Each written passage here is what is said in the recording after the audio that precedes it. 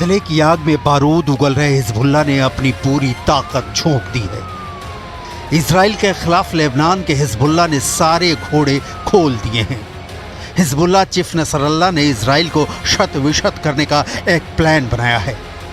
Plan की detail आपको आगे दिखाएंगे। अभी हिजबुल्लाह के इजराइल पर ताजा हमले की रिपोर्ट।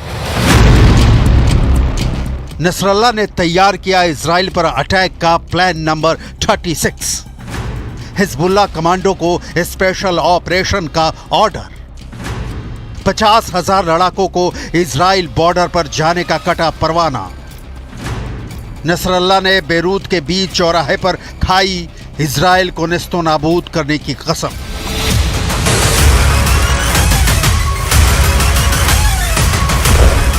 लेबनान में धमाकों की गूंज से हिजबुल्लाह हिल गया है। ऐसा हमला होगा दुश्मन दिखेगा भी नहीं और पूरे लेबनान में खौफ तांडव करेगा। हिजबुल्लाह ने कभी सपने में भी नहीं सोचा होगा। लेकिन अब खून से देश सन रहा है तो हलचल मच गई है। हमास के सपोर्ट में रॉकेट बरसाते बरसाते लेबनान खुद ही युद्ध मोर्चे पर खड़ा है और साथ देने के लिए जो आने वाला है वो खुद ही लहूलुहान है, यानी ईरान। ईरान हिजबुल्लाह के लिए क्या कर सकता है, इसकी डिटेल आपको आगे दिखाएंगे। लेबनान की सीमा पर मारे गए इजराइल के 2 सैनिक। हिजबुल्लाह ने कर दिया इजराइल के खिलाफ एयर स्ट्राइक। हिजबुल्लाह ने इजराइल के खिलाफ फायर किया 100 रॉकेट।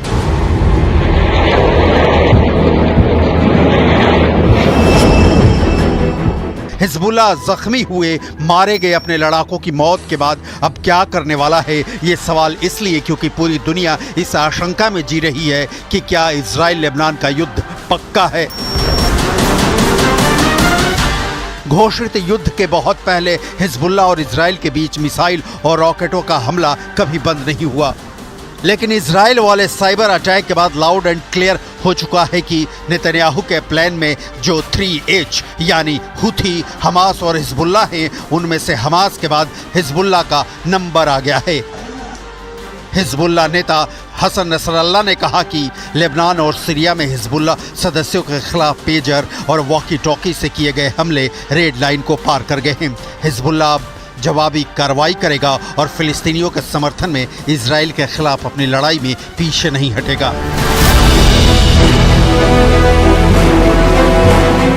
हिजबुल्लाह दक्षिणी लेबनान में 1000 से ज्यादा रॉकेट लॉन्चर्स को दागने के लिए तैयार बैठा था, लेकिन ठीक उससे पहले इजराइल का घातक रिएक्शन आया। इजरायली एयरफोर्स ने एयर स्ट्राइक शुरू कर दिया।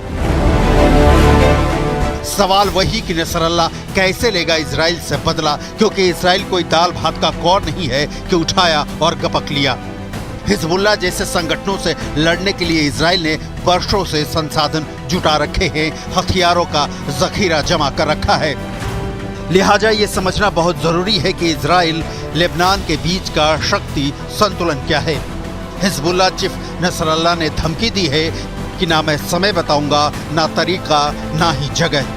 इजराइल को इन हमलों की भारी कीमत चुकानी पड़ेगी।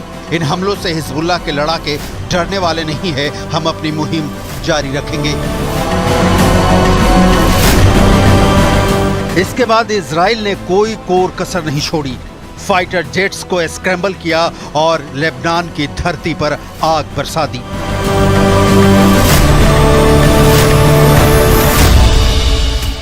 इजराइल और लेबनान के बीच 130 किलोमीटर लंबी सीमा है।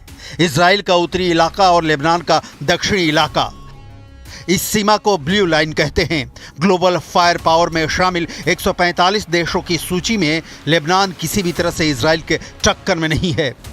145 देशों में इजराइल की रैंकिंग 18वीं है, जबकि लेबनान की 111वीं।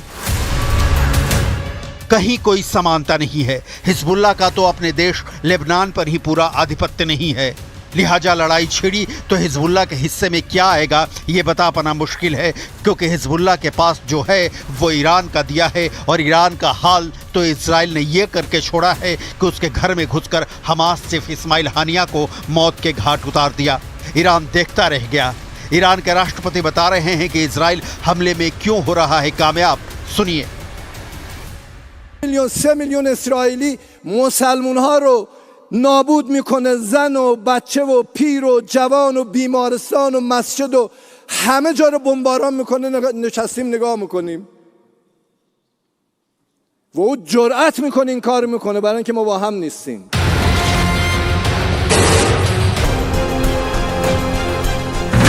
दो 2004 में हुए सैनिकों की अदला बदली में अपने 2 साथियों को नहीं छोड़ने के बाद 2006 में हिजबुल्लाह ने 2 इजरायली सैनिकों को उठा लिया और उससे बदले में अपने 3 साथियों को रिहा करने की मांग की। इस मांग को इजराइल ने अपनी बेइज्जती माना। इसके बाद इजराइल ने लेबनान में हवाई हमले किए और लेबनान के खिलाफ युद्ध छेड़ दिया। इसके बाद हिजबुल्लाह ने इजरायली सैनिकों इलाकों को अपनी मिसाइलों से निशाना बनाया जिन्हें इजरायली डिफेंस सिस्टम डिटेक्ट करने में असमर्थ था। इस युद्ध के दौरान इजराइल अरबों डॉलर खर्च करने के बाद भी कोई सफलता हासिल नहीं कर सका। दुनिया की सबसे मजबूत टैंक कही जाने वाली टैंक को भी हिजबुल्लाह ने नष्ट कर दिया और 3 हेलीकॉप्टरों, 20 टैंकों और 1 लड़ाकू पोत को नष्ट कर दिया। इस युद्ध में इजराइल को हिजबुल्लाह ने अपनी सैन्य क्षमता का बेहतरीन प्रदर्शन करते हुए इजराइल को पहली बार हार का स्वाद चखाया था। इसके बाद से ही इजराइल हिजबुल्लाह को ईरान के बाद अपना सबसे बड़ा दुश्मन मानता है। सवाल है क्या 2024 में युद्ध हुआ तो हिजबुल्लाह इजराइल को सबक सिखाने की सूरत में है? इस सवाल का जवाब आपको दोनों देशों की ताकत की तुलना से साफ हो जाएगा। लेबनान के पास एक्टिव सैन्य संख्या है मात्र 80,000। इजराइल के पास है 1,73,000 यानी 2 गुने से ज्यादा। इजराइल के पास रिजर्व फोर्स 4.65 लाख है जबकि लेबनान के पास है ही नहीं।